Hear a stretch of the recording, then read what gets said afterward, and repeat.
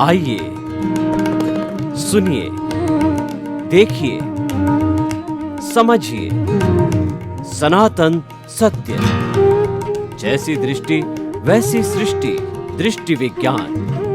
कुदरत, कुदरती रचना एवं कुदरत के कानून से शाश्वत सुख की प्राप्ति।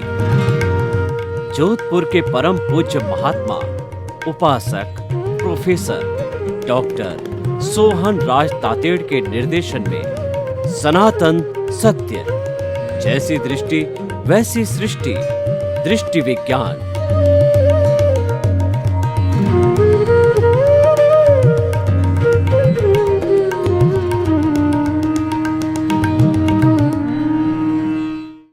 भाई और बहनों, मातृशक्ति को नमन।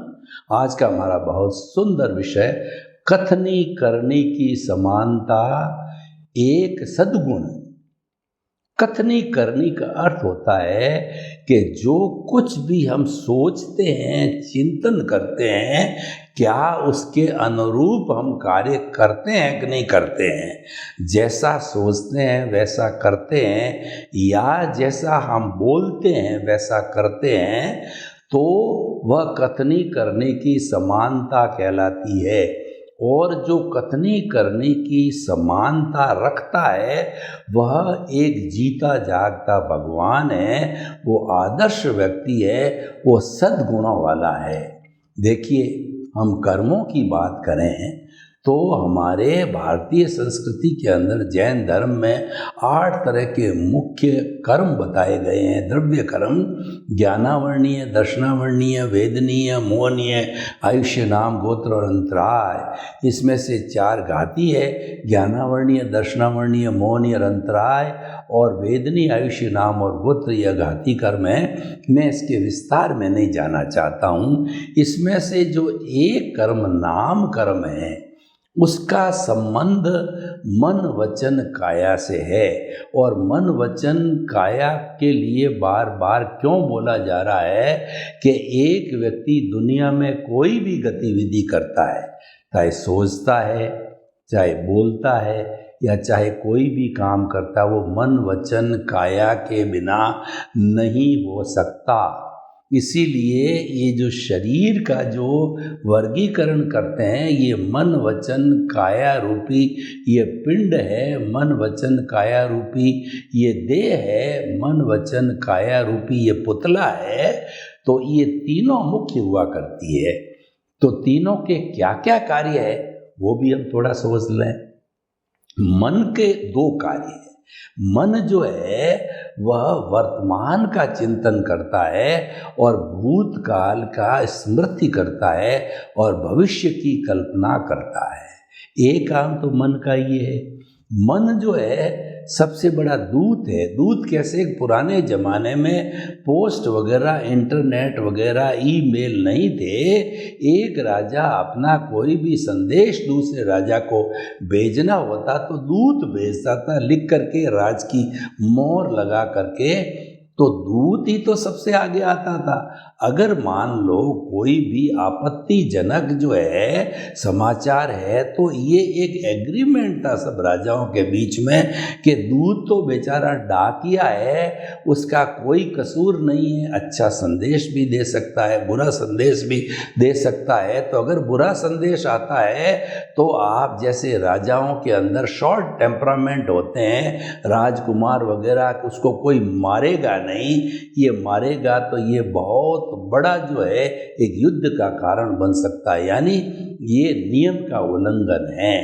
तो ठीक उसी तरह से हम भी सोचें कि ये मन है वो दूत है। और वैसे इस दुनिया में जितने भी लोग हैं और जितने भी जीवित प्राणी हैं, all are the sufferers, all are the guest of the nature, all are the users, they are not the owner.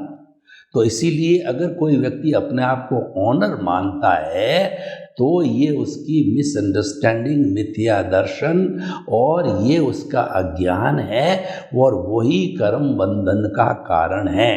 तो हम मन की बात कर रहे हैं, तो मन के लिए कहा गया है कि मन लोभी मन लालची मन चंचल मन और मन के मते न चालिए पलक पलक मन और। मन एक इतना फास्ट स्पीड से चलने वाला है जो प्रकाश और जो है वो कहना चाहिए ध्वनि की गति से भी तेज भागता है। वह कुछ ही क्षणों में अमेरिका चला जाता है, इंग्लैंड चला जाता है, यूक्रेन का युद्ध देखने चला जाता है। तो इस तरीके से ये मन जो है चंचल है, ये एक बंदर की तरह, ऐसा बंदर है जिसको बिच्छू ने काट दिया तो और ज़्यादा चंचल हो जाता है। तो और मन के लिए कहा जाता है कि मन प्योरली टेम्परेरी तत्व है, मन एक नौकर है और मनन के पहले और मनन के बाद मन नहीं होता है। मन को तो पैदा किया जाता है, जब हम मनन करते हैं, चिंतन करते हैं, तभी मन पैदा हो जाता है। इसीलिए इसका कोई लॉन्ग टर्म में एग्जिस्टेंस नहीं है। जब हम चिंतन करते हैं तो ये पैदा होता है। तो इस तरीके से ये सारा मन का दूसरा काम है कि मन जो है एक मैनेजर का काम करता है। जो 5 इंद्रियां हैं, स्पर्शन रसन घ्राण चक्षु श्रोत्राणी इंद्रियाणी, ये 5 इंद्रियों के 23 विषय जब आते हैं बाहर से, दुनिया से लेकर के, तो वो मन के पास आता है। मन पैम्पलेट निकालता है, तो मन इन पैम्पलेट को जो है आगे बुद्धि को सप्लाई करता है। ये एक मन का काम है। और वचन का काम है कि बोलना, अच्छा बोलो बुरा बोलो।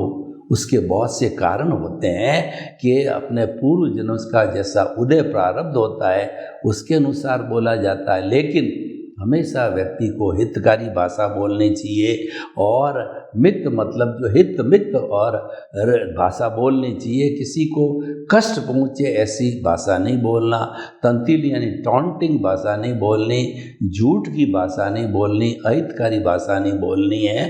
और वैसे देखिए कि वाणी के लिए कहा गया कि ऐसी वाणी बोलिए मन का आपाक होए औरन को शीतल करे और आपू शीतल हो। ऐसा व्यक्ति कोयल की तरह मीठा बोलता है तो वो खुद तो शीतल यानी ठंडा होता ही, औरों को भी ठंडक पहुंचाता है। यानी प्रिय भाषा बोलो, मीठी भाषा बोलो, मधुर भाषा बोलो, लिमिटेड भाषा बोलो जितनी आवश्यकता होती है।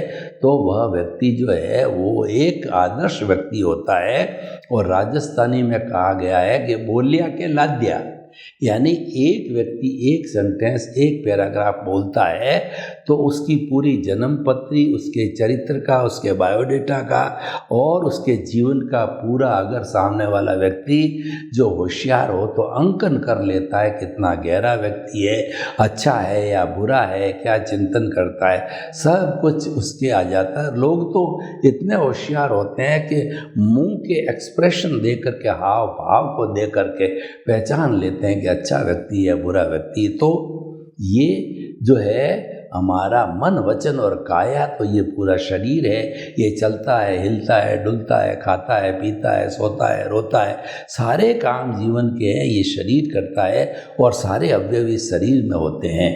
तो मन वचन काया की समानता जो हम चिंतन करते हैं वह वैसा हम कार्य करें तो वह समानता होती है। हम जो बात कर रहे थे नाम कर्म की, कि जब ये समानता होती है तो व्यक्ति को मनुष्य जीवन मिलता है।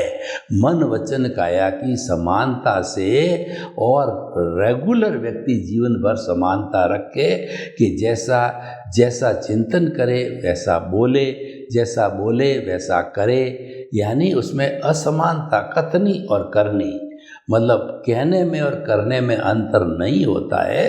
तो वह एक भगवान का रूप होता है, वह आदर्श व्यक्ति होता है और वह मनुष्यत्व को आगे प्राप्त होता है। मनुष्य जन्म का जो है बंधन होता है आयुष्य का, तब उस समय के अंदर ये कथनी करने की समानता अपना एक रोल करती है मनुष्य जीवन के बंधन के लिए। तो ये एक बहुत बड़ा सद्गुण है और ये हमें मुक्ति में ले जाने वाला। मैं आपको कई उदाहरणों से स्पष्ट कर दूंगा कि ये समानता सद्गुण कैसे है। उदाहरण के तौर पे आप देखिए, कोई व्यक्ति अगर मान लो ये कहता है कि honesty is the best policy, एक तो खाली कहता ही है, उसका पालन नहीं करता, यानी कि उसकी असमानता है, तो उस असमानता के अंदर तो उस व्यक्ति कोई वैल्यू नहीं है। और वो अगर समानता रखता है, यानी किसी व्यक्ति ने अपनी दुकान पे honesty is the best policy का बोर्ड लगा रखा है और उससे प्रभावित होकर के लोग आते हैं, और जब वो पाते हैं कि वास्तव के अंदर इस दुकान के अंदर फिक्स रेट मिलती है, फिक्स क्वालिटी मिलती है, जैसा कहा जाता वैसा का वैसा मिलता है, यानी सारा काम परफेक्ट होता है, विश्वसनीय होता है, तो इसलिए जो है वह व्यक्ति विश्वसनीय बन जाता है।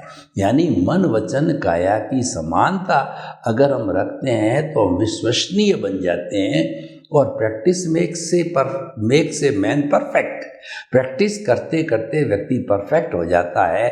करत करत अभ्यास के और जड़मती होत सुजान, और रसरी आवत जान के और सल पर पड़त निशान। तो हम जैसा अपने आप करते रहते हैं अभ्यास, जैसा सोचते हैं वैसा बनते चले जाते हैं, तो ये करते करते हम एक अच्छे इंसान बन जाते हैं। अब आगे चलिए कि एक राजनेता है और वो राजनेता पब्लिक के बीच में आकर के ये कहता है कि मैं आपके मोहल्ले के अंदर सड़क बनवा दूंगा। तो वह व्यक्ति ये अनाउंसमेंट तो करके चला गया, लेकिन वो अगर सड़क वास्तव में बना देता है तो वह व्यक्ति पूजनीय हो जाता है, और नहीं होता है तो वो थोथा आश्वासन है, उसकी व्यक्ति की विश्वसनीयता गिर जाती है। अब आप देखिए, साधु संत होते हैं जो प्रवचन देते हैं समता का, कषाय, उपशमन का, साधना का, और अपने जीवन में वो जो पालन करते हैं तो वो वंदनीय है, स्तुत्य है, और सभी उसके जो है चरणों में आकर के गिरते हैं। साधु के लिए कहा गया है कि संत वह है जो शांत रहता है, सदा दिवाली संत के और 12 महीने बसंत के। इसका कारण ये है कि उन्होंने अपना जो घर बार कंचन कामिनी को छोड़ा है, तो उन्होंने सबसे पहले क्या काम किया है, मन वचन काया की कथनी करने की समानता पर जोर दिया है। जो वो प्रवचन देते हैं वो खुद पहले पालन करते हैं और फिर लोगों को प्रवचन देते हैं, और हो भी जाता है। क्योंकि अगर सच्चा साधु है तो उसने परमार्थ का रास्ता चुना है, लोक कल्याण, जगत कल्याण, लोक हितार्थ, परोपकार का रास्ता चुना, और वो कर सकता है। क्योंकि उससे क्या लेना देना उसको। तो साधु के लिए कहा गया है कि जो है वह, उसके लिए ये कहा गया है कि वो जो व्यक्ति जो है वो चाह गई चिंता मिटी, और मनुआ बेपरवाह, जिनको कुछ न चाहिए सोई शहंशाह। वो शहंशाह होते हैं, शहंशाह उनके चरणों में नतमस्तक होते हैं, क्योंकि उनकी कथनी करने की समानता है। जैसा कहते हैं वैसा करते हैं। तो भगवान क्या है, ईश्वर क्या है? ईश्वर का अर्थ हुआ कि कथनी करने की 100% समानता वाला भगवान कहलाता। हमारे 24 तीर्थंकर हुए हैं, तो वो तीर्थंकर कब बने? जो केवल ज्ञानी होता है वो परफेक्ट रूप से कथनी करने की समानता होती है। कोई झूठ नहीं बोलते हैं कि कहता कुछ है और करता कुछ है, तो वो वैसा नहीं करते हैं। इसीलिए वो केवल ज्ञानी है, इसीलिए वो भगवान का रूप होते हैं। देखिए, मनुष्य जो है अभी उसने केवल ज्ञान, जो अल्टीमेट रियलिटी है, उसको प्राप्त नहीं किया है। वो तो उसका अभ्यासी है, उसका ट्रेनर है। खैर, अच्छी बात है, आप ट्रेनर हो तो कथनी करने की समानता आप 50%, 40%, 70% उसका पालन करो। तो सभी जानते हैं कि भाई मनुष्य तो गलती का पुतला है, गलती करता, पर बार बार गलती मत करो। एक बार गलती करी तो अपना सुधार कर लो। और दूसरी बात ये भी है कि देखिए मानव जीवन के अंदर करेक्शन का भरपूर स्थान मिलता है।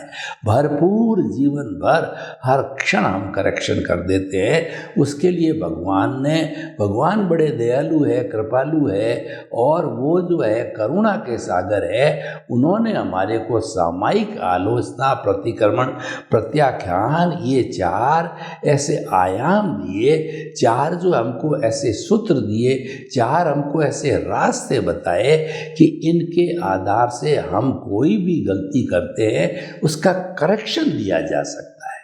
मानव जीवन की सबसे बड़ी यही उत्कृष्टता है कि पूरे जीवन भर आप कभी भी कोई पाप करो तो इसको बदलने की अभी आपके पास चॉइस है, लेकिन जब आपने एक बार सारे कॉजेज डाल दिए और आपका आयुष्य समाप्त हो गया, यानी आप दूसरे जन्म में आ गए, तो वो तो फाइल क्लोज हो गई, वह तो आंसर शीट कुदरत के पास चली गई।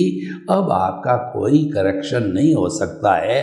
कुदरत जो आपने लिखा है, जो किया है, जैसे कॉजल बॉडी बनाई है उसके अनुरूप ही रिजल्ट देगी, उपादान के अनुरूप रिजल्ट मिलेगा। जैसी आपने किया था, as you will sow so will you reap, तो वो होगा। लेकिन करेक्शन देने के लिए देखिए कि कथनी करने की समानता में कहीं फिसल जाते हैं तो क्या करना चाहिए। उसके 4 सूत्र। पहले सामायिक का मतलब समता की साधना करना। समता की साधना क्या है? किसी को दुख हो गया तो कहना भैया सॉरी, क्षमा याचना, मिच्छामि दुक्कडम, खमत खामना, मुझे क्षमा करो, क्षमा करो, क्षमा करो। और कथनी करने की समानता वाला व्यक्ति हमेशा चिंतन करेगा, खामे में सब जीवे सब्बे जीवा खमंतु में मिट्टी में भुएसु वेरंग मज्जन केड़ई। मैं समस्त जीवों को क्षमा याचना करता हूँ, सारे जीव मुझे क्षमा याचना करे, सभी मेरे मित्र है, कोई मेरा दुश्मन नहीं है, ऐसी भावना से प्रेरित होगा।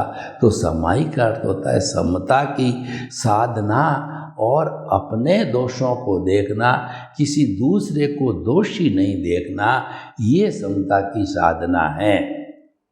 और जो आलोचना का अर्थ ये कि आपसे गलती हो गई, मान लीजिए आपने जो है वह आज गलती कर दी, किसी को गाली बोल दी, किसी का तिरस्कार कर दिया, किसी पर क्रोध कर दिया, और कहीं पर आपके भीतर अहंकार आ गया और आपने जो है लोभ कर दिया, छल कपट कर ली, धोखा कर दिया, धड़ी कर दी, तो वो करने के बाद के अंदर आप स्वीकार करो कि गलती मेरे से हुई है, क्योंकि स्वीकार किए बिना पनिशमेंट कौन देगा और पनिशमेंट क्या मिलेगा।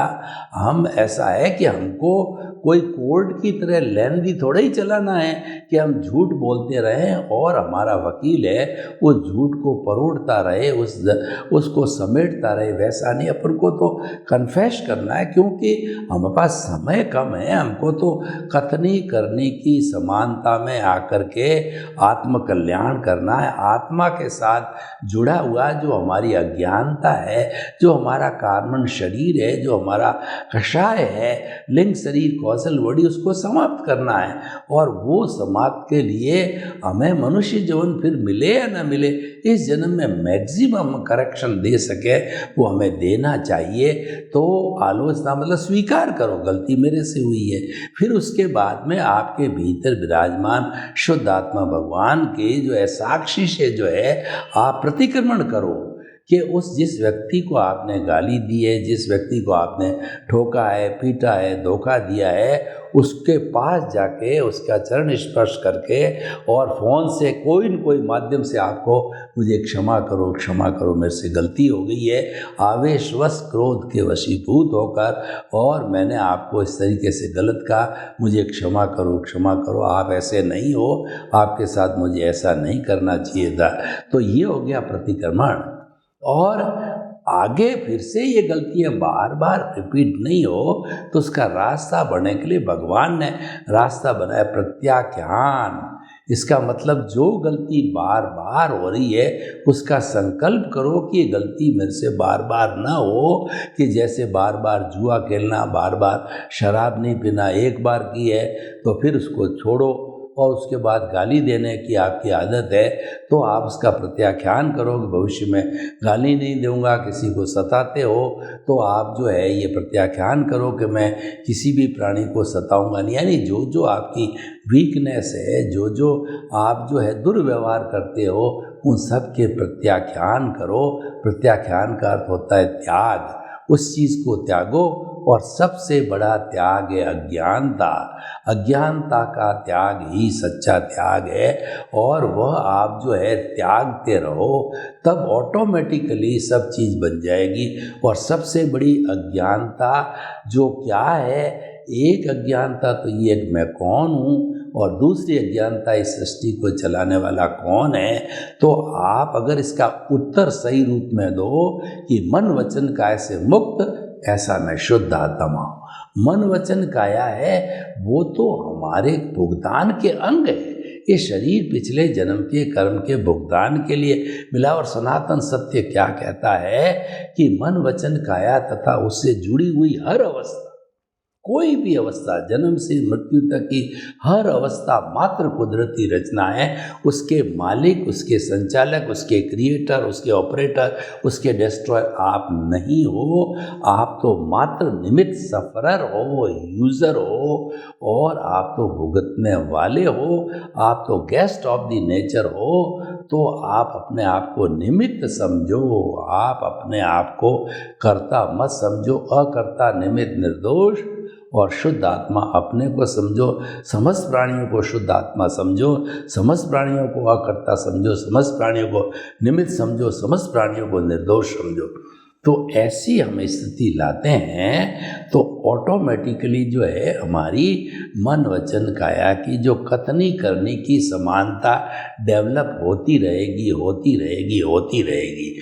जब कथनी करने की समानता रहती है तो व्यवहार जगत में तो व्यक्ति विश्वसनीय होता ही है, लेकिन अध्यात्म जगत में भी अपनी अज्ञानता का बहुत अच्छी तरह से वो नाश करने लग जाता। और दूसरी सबसे बड़ी अज्ञानता हमको मिटानी है, वो ये है कि इसको जगत को जो इस मन वचन काया रूपी शरीर को चलाने वाला मैं नहीं हूँ।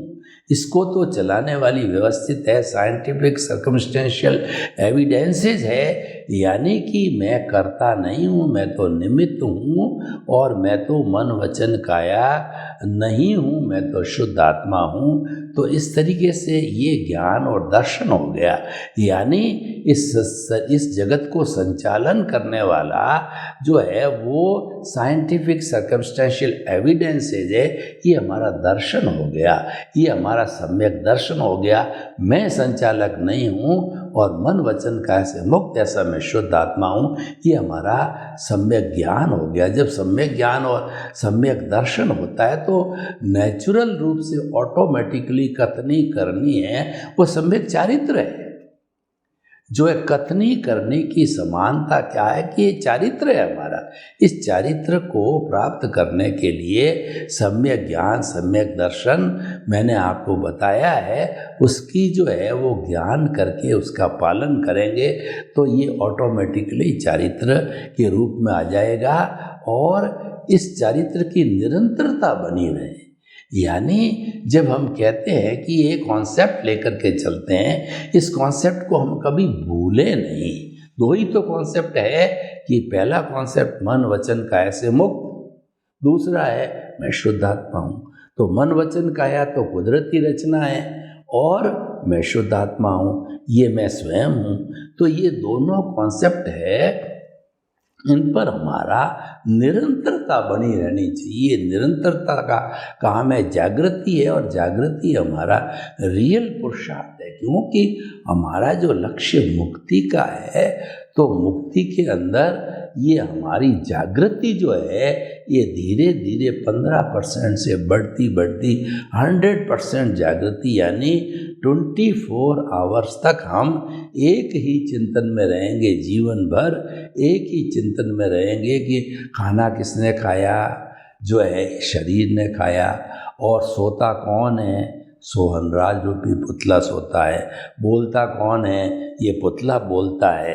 और जो है चिंतन कौन करता है? ये पुतला करता है। यानी सब कुछ करने वाला ये है, मैं तो इससे मुक्त हूँ। तो इस तरीके का जब हम चिंतन करते हैं तो जो है हमारा ये जो हमारी कथनी करने की समानता ऑटोमेटिकली हो जाती है। तो हमें उस समानता की डिग्री को बढ़ाने का मतलब जागृति करना है, और जागृति है हमारा रियल पुरुषार्थ है। और ये जागृति जब 100% लेवल तक चल जाती है, हम कभी भी एक क्षण भी जो है अपनी आत्मा को नहीं भूलते हैं। तो ऐसी स्थिति में साथ साथ में हमारा अनुभव भी 2% से बढ़ते बढ़ते 360 डिग्री का 1 जन्म, 2 जन्म, 3 जन्म के अंदर हो जाता है। क्योंकि बीज का हमने वपन कर दिया, तो ये बीज जो ज्ञान का बीज है, धीरे धीरे ये पौधा बनने लग जाता है। ये पौधा बन करके हम पुरुषार्थ, रियल पुरुषार्थ करते हैं। इसकी निरंतरता जागृति बनाए रखते हैं, प्रीति जागृति और अनुभव को बनाए रखते हैं। तो ये हमारा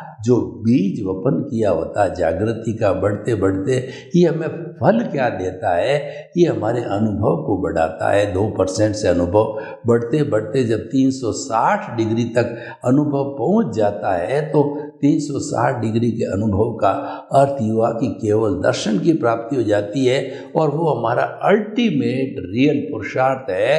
तो वह प्राप्त होते ही हम सिद्ध बुद्ध मुक्त बन जाते हैं। सर्वे भवन्तु सुखिनः, सर्वे सन्तु निरामया। लोक के सब जीवों को सुख मिले, शांति मिले, आनंद मिले, प्रेम मिले, सौहार्द मिले, और सभी हम कथनी करने की समानता रख करके अपने गंतव्य को प्राप्त करें। आपके प्रति मंगल भावना। ओम शांति।